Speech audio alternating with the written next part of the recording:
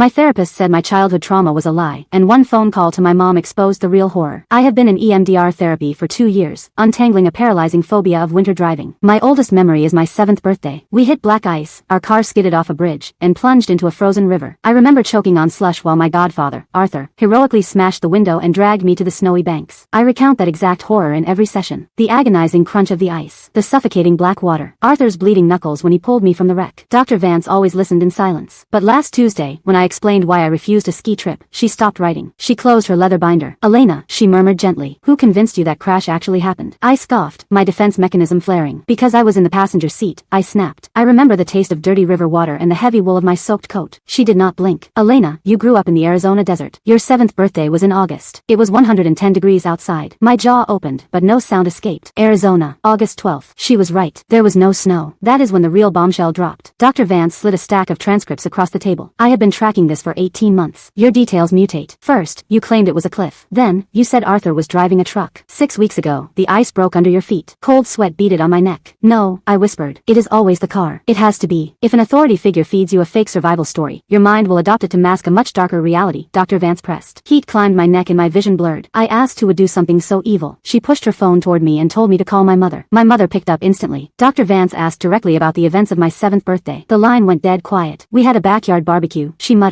"Did Elena suffer any trauma that afternoon?" Dr. Vance asked. A heavy silence. "Why drag this up now?" my mother hissed. "Because Elena vividly remembers drowning in a frozen river," Dr. Vance countered. I heard a sharp breath. My mother began to cry softly. "There was no car crash," she choked out. "Arthur was supposed to watch you inside while I grilled. I ran into the bathroom because you were screaming." My fingers dug into the armrests. "Arthur had you pinned upside down in the bathtub," she sobbed. "He filled it with ice from the cooler. He was holding your head underwater because you wouldn't stop crying. He said he was just cooling you off, that you were hysterical." The office spun wildly. My lungs forgot how to expand. "He was the primary breadwinner," my mother whispered. "When you woke up terrified of water, he sat by your bed. He told you a fairy tale about a brave rescue from an icy river. He made you repeat the car crash story until you believed it. And I let him do it because I couldn't afford to leave him." Dr. Vance squeezed my wrist. Someone had engineered my trauma to keep themselves out of a prison cell. "Arthur passed away from a stroke last spring. I paid for his casket. I wept at his grave because I genuinely believed he was my savior. I am not afraid of the snow.